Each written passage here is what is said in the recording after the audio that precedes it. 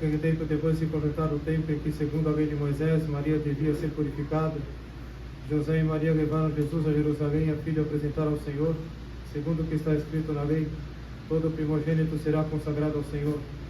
E também para oferecer um sacrifício segundo a lei, 2 rolas ou 2 pombinhos.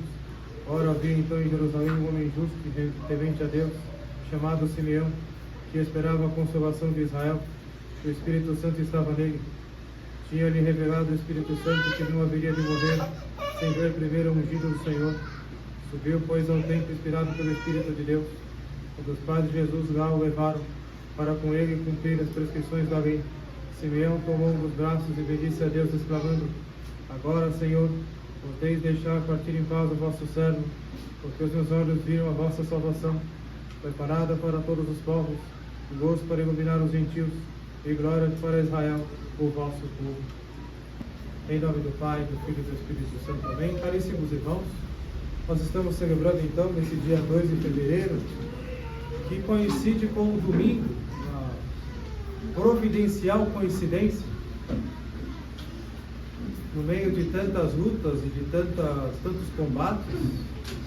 Deus, nosso Senhor, nesses pequenos detalhes, nos manifesta a presença do seu amor, sua predileção para conosco, e nos deu neste ano, que para nós está sendo e será um ano difícil, está nos dando a graça de celebrarmos a festa da purificação de Nossa Senhora, num domingo, que é o dia do Senhor.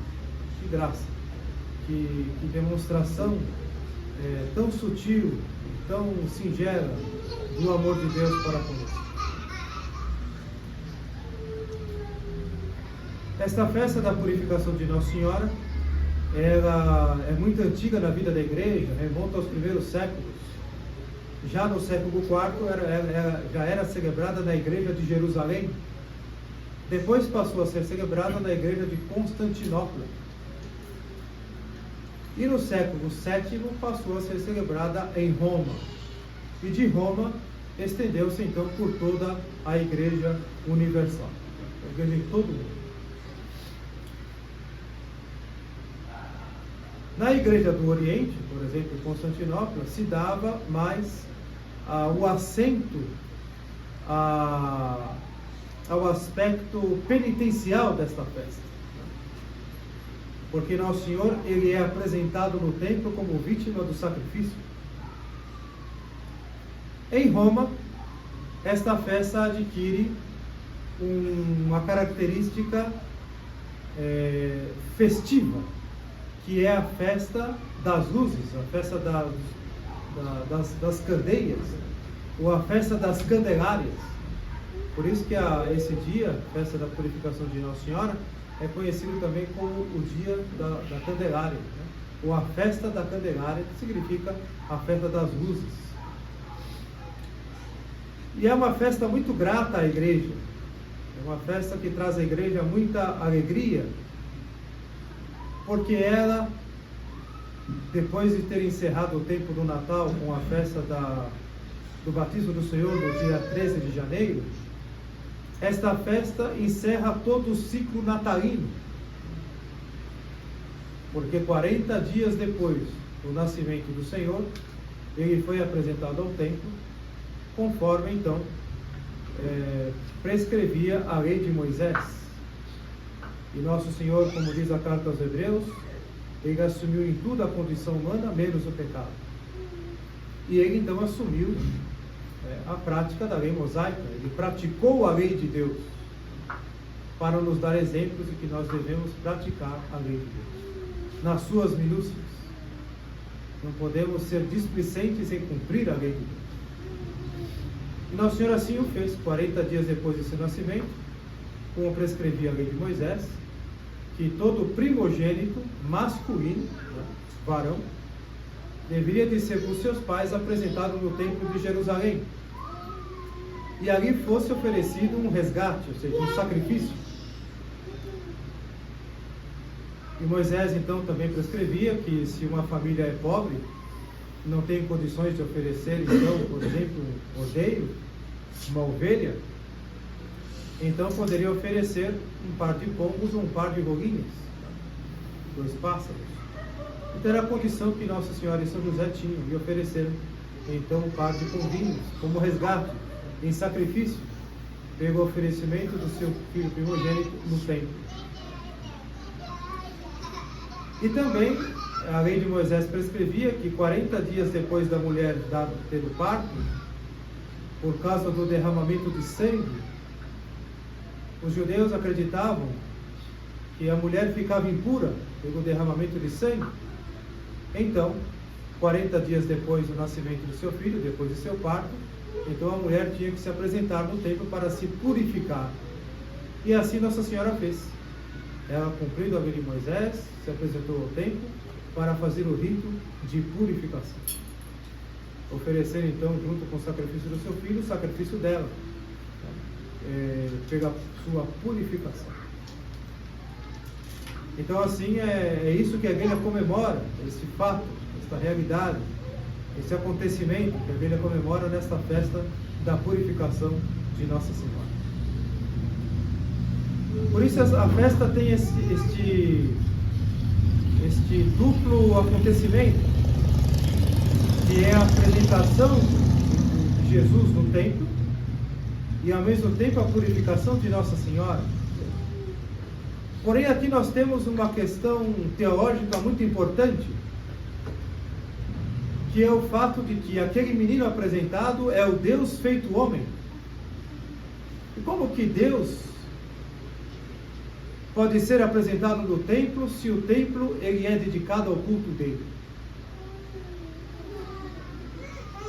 E também o templo de Jerusalém, que é um templo de pedra, ele não pode abarcar a Deus, que habita nos céus e na eternidade. Então Nosso Senhor, ao se apresentar no templo, está nos ensinando que ele irrompe os muros do templo, o que nos remete àquela passagem do Evangelho de João, em que ele diz à samaritana que os verdadeiros adoradores adorarão a Deus não mais no templo, mas em espírito e verdade. De modo que Nosso Senhor, ao se apresentar no templo, ele então nos aponta para um templo criado e instituído por ele, que não é feito por mãos humanas, mas é o templo do Espírito Santo, que é a Santa Igreja. Por isso que essa apresentação do Senhor no templo tem este alcance, essa profundidade. Nosso Senhor inaugura ali, então, abre as portas para a instituição da sua igreja, podemos dizer assim. E outro acontecimento, que é a purificação de Nossa Senhora, mas Nossa Senhora é a Imaculada Conceição, ela é puríssima, ela foi concebida sem pecado original, ela não se necessita de purificação. E o seu parto é um parto virginal, ela é virgem antes, durante e após o parto. Então Nossa Senhora não tem do que se purificar. Por que então ela vai ao templo para fazer a sua purificação? Então a festa da purificação de Nossa Senhora, quando nós pensarmos nesta festa, quando nós falarmos sobre essa festa, temos que levar isto em conta, que Nossa Senhora não necessita de purificação. Como festa da purificação de Nossa Senhora? A igreja colocou assim propositadamente, para nos trazer o grande ensinamento de que ela, ao se apresentar no templo e apresentando o seu filho é apresentado como a matéria do sacrifício. Prova disso que o velho Simeão, que ali representa e simboliza Israel, que há séculos e séculos esperava o Messias, toma o menino Jesus no braço e bendiz a Deus, cantando um hino magnífico que nós rezamos nas completas do breviário, o hino Nunc Dimittis: deixai, Senhor, o vosso servo partir em paz, porque os meus olhos viram a vossa salvação. Moisés canta esse hino magnífico e ele se volta a Nossa Senhora e diz: esse menino será causa de contradição. Ele será causa de contradição, dizendo que então aquele menino seria então levado ao suplício, ao sacrifício. E ao mesmo tempo ele diz a Nossa Senhora, uma espada traspassará a sua alma. Então ele está nos dizendo que Nosso Senhor então está ali sendo apresentado para ser sacrificado um dia por nós. Foi o ofertório de Nosso Senhor a sua apresentação do templo. Como a hóstia, ela é apresentada para o sacrifício no ofertório da missa, no dia da purificação de Nossa Senhora, a sua apresentação de Nosso Senhor no templo é o dia do seu ofertório, em que ele, como sacerdote, vítima e altar, ele mesmo se oferece ao sacrifício por amor ao Pai. De modo então que ele é o nosso Redentor. Naquele momento ele assume a nossa causa, ou seja, ele assume o sacrifício que nós deveríamos oferecer por nós mesmos, mas que não podemos, porque somos pecadores. Então ele que veio, concebido pelo Espírito Santo, no puríssimo seio de Nossa Senhora, fora do pecado, então é oferecido como hóstia santa, hóstia imaculada, hóstia pura, em reparação dos nossos pecados, em reparação de nós pecadores. Então essa festa da purificação de Nossa Senhora, ela tem essa dimensão sacrificial. E essa dimensão sacrificial. E Nossa Senhora, uma espada traspassará sua alma, ela é corredentora com o seu filho. Como ensina Santo Agostinho, aquilo que o seu filho sofreu na carne, ela sofreu na sua alma. Todo o sacrifício pelo qual Nosso Senhor passou, Nossa Senhora não passou na carne, mas passou por ele na sua alma. De modo que ela é corredentora junto com o seu filho. Uma espada traspassará a sua alma. Então, caríssimos irmãos, encerrando com esta festa da purificação de Nossa Senhora, o ciclo natalino, a igreja então cessa esse espírito festivo que o Natal nos trouxe, e agora, depois de 40 dias do Natal, a igreja nos introduz no espírito penitencial que se iniciará daqui a 2 semanas, no domingo da Septuagésima. Esse domingo da Septuagésima que inaugura o tempo da Septuagésima, que vai nos levar então até a Quaresma, Septuagésima, Sexagésima, Quinquagésima, Quadragésima, que é a Quaresma, que é um tempo de penitência, em que nós nos preparamos para meditar a paixão e o sacrifício do Senhor, nos preparando assim com os rigores dos exercícios espirituais e das mortificações da Quaresma, para bem celebrarmos então a Páscoa. Então a igreja agora, já com esta festa, se alegra hoje com a festa das luzes, e ao mesmo tempo já nos introduz nesse espírito penitencial que nós iniciaremos no tempo da Septuagésima. Portanto, quanta riqueza espiritual esta festa nos traz. Quantas graças. Hoje é um dia de muitas graças. E é aquilo que diz então a oração da coleta desta missa, o grande ensinamento desta festa, em que a igreja diz, proclama diante de Deus a apresentação do seu filho, que serviu para a purificação da nossa mente, ou seja, para a purificação da nossa alma, por causa, pela razão da remissão dos pecados. De modo assim, caríssimos irmãos, que essa festa nos lembra que nós devemos procurar então a nossa purificação interior, a purificação da nossa soberba, da nossa vaidade, a purificação da nossa malícia,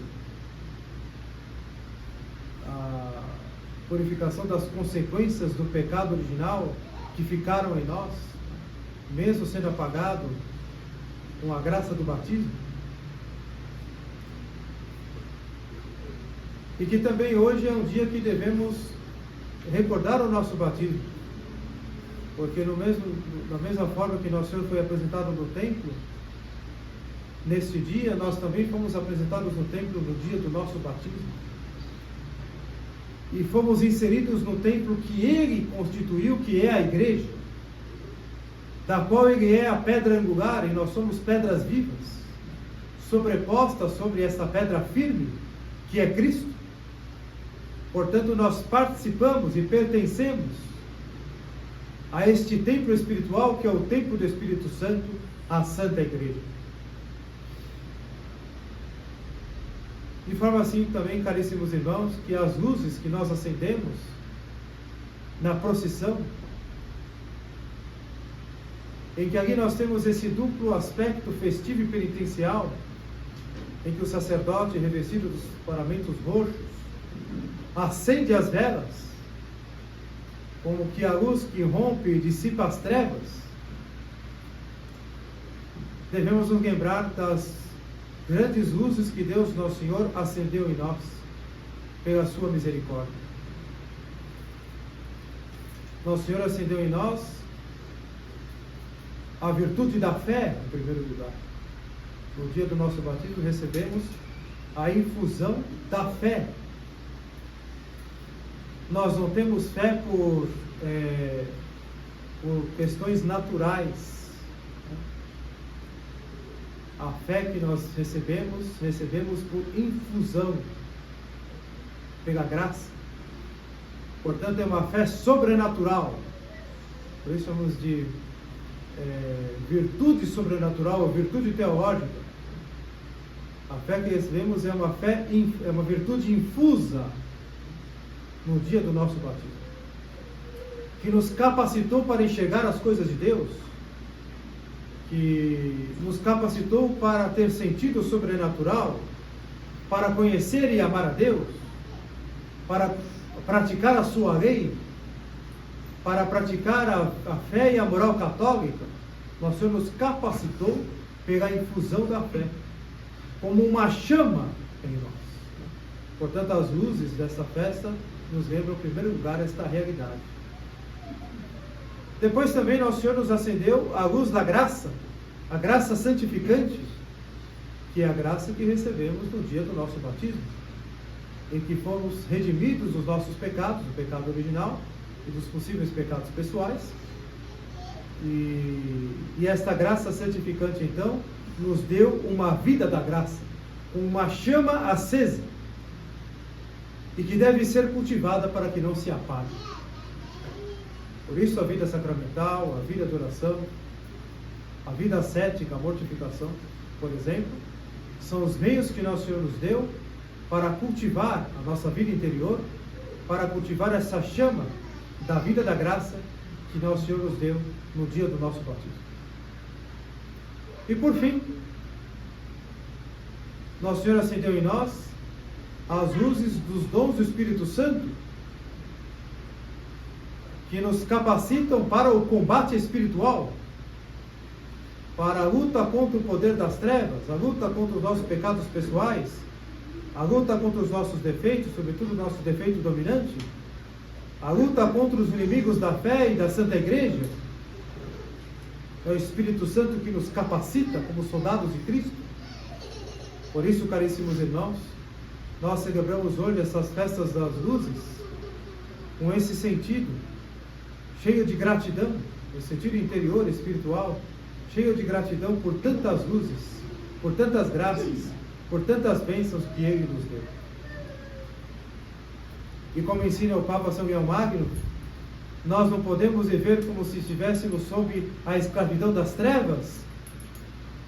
Nós devemos reconhecer nossa dignidade de cristãos, que recebemos o batismo, e não nos permitir pertencermos às trevas do mundo, às trevas do erro, às trevas do pecado. Nós devemos lutar, devemos combater com as armas que Deus, nosso Senhor, nos dá através da igreja, para que nós vivamos como filhos da luz, a esta alta dignidade da participação da vida divina. Ele que assumiu a nossa substância humana, nos dá a graça então de participar da sua vida divina. Então essa dignidade de filhos de Deus, de filhos no Filho que Ele nos deu, Nós não podemos viver como se não fôssemos filhos de Deus. Nós não podemos viver como se fôssemos do mundo, como se fôssemos pagãos, como se fôssemos mundanos. É isso que o Papa Senhor Magno vem nos lembrar. Devemos viver como filhos da luz. Como diz também São Paulo, vivemos como alguém que vive, que anda em pleno dia, e não às escuras. De modo que nossas obras, que nossos pensamentos, que nossas intenções, as retas intenções, as puras intenções, a consciência clara e a consciência pura, devem então, caríssimos irmãos, nos levar cada vez mais para o porto seguro, que é a pátria eterna. De modo que todas essas luzes que são acesas nessa festa, nos apontam para a grande luz, que é a luz da vida eterna, que clareia, que ilumina a nossa vida neste mundo, através dessas pequenas, dessas luzes, dessas graças, dessas virtudes, que Deus Nosso Senhor nos deu, que Deus Nosso Senhor nos infundiu. Deve nos levar para o dia eterno, para o domingo eterno, para o 8º dia, o dia eterno, o domingo eterno, que é a vida eterna. Onde não há noite, onde não há trevas. Aqui amanhece o dia, levanta-se o sol desce, o sol se apaga, vem as trevas. E assim todos os dias. Apaga-se a luz do dia e vem as trevas. Mas chegará o dia, e na eternidade, pela misericórdia de Deus, apesar de nossas misérias e pecados, é promessa de Deus Nosso Senhor para nós, que se morrermos na sua graça, Deus Nosso Senhor então nos dará o dia que não tem ocaso, como diz as Escrituras, o dia eterno, o sol eterno, a vida eterna, na qual não há mais noite, na qual não há mais trevas. É somente luz. E nós somos participantes, nós somos chamados, vocacionados a participar desta luz eterna. Portanto, caríssimos irmãos, façamos o propósito então de já nos introduzirmos juntos com a igreja, passada esta festa da purificação de Nossa Senhora, esta festa das Candelárias, em que nos alegramos por tantas luzes, por tantas graças que Deus Nosso Senhor nos deu. E todas as vezes que nós acendemos velas, é importante em casa acender velas para rezar, do lado de uma imagem de Nossa Senhora, resgatar também esse costume, quem não tem, né? E aqui no apostolado eu vou colocar um velário para que os fiéis tenham esse costume de sempre acenderem velas, né? Porque além de ser um gesto de piedade e devoção para rezarmos por uma intenção importante, também nos lembra das tantas luzes que Deus Nosso Senhor acendeu em nós com a sua graça e sua misericórdia. É importante cultivarmos essas pequenas tradições que nos levam à realidade suma da fé, a tantas maravilhas que Deus Nosso Senhor realizou em nós.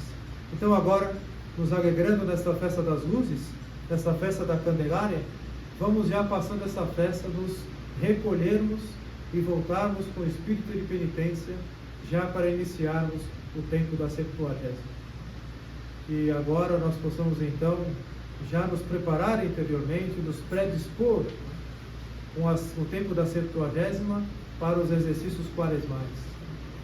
Já e pensando e refletindo nas nossas orações, nos nossos santos propósitos, na retomada da nossa vida espiritual, na confissão frequente, na comunhão não somente em estado de graça, mas com as devidas disposições interiores, a busca de conhecermos e estudarmos o catecismo com mais profundidade, também com mais assiduidade.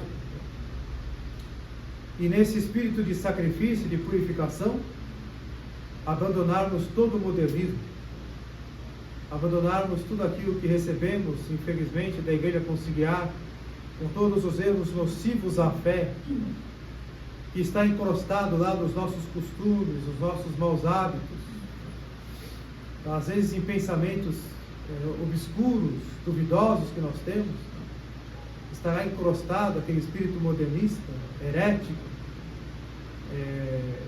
Então, nós temos então a graça de irmos nos purificando com as santas leituras da vida dos santos, com as santas leituras dos santos evangelhos, com a meditação da paixão do Senhor nas sextas-feiras, com as leituras dos temas católicos que nos levam ao resgate da verdadeira tradição católica e apostólica, de modo que nós vamos trocando, mudando os nossos costumes, nossos hábitos, para serem cada vez mais hábitos próprios do verdadeiro católico. E assim, então, caríssimos irmãos, nesse dia de grande alegria, nesse dia de tanta gratidão a Deus, nosso Senhor, alegrando-se e agradecendo a Ele por tantas graças e bênçãos, nós também vamos então pedir a Ele a graça de nos purificarmos dos nossos pecados, já acendendo em nós aquela chama da contrição, da necessidade espiritual de consolar e desagravar o Sagrado Coração de Jesus e o Imaculado Coração de Maria, não somente por nossas ofensas pessoais, mas também pelas ofensas de todos os homens e em todo o mundo. Então peçamos a Nossa Senhora que nos dê a graça então de suscitar em nós esse dia, que é um dia de tantas graças, santos propósitos. E peçamos a ela com muita confiança a graça de colocarmos esses propósitos em prática no nosso dia a dia. Louvado seja nosso Senhor Jesus Cristo. Amém.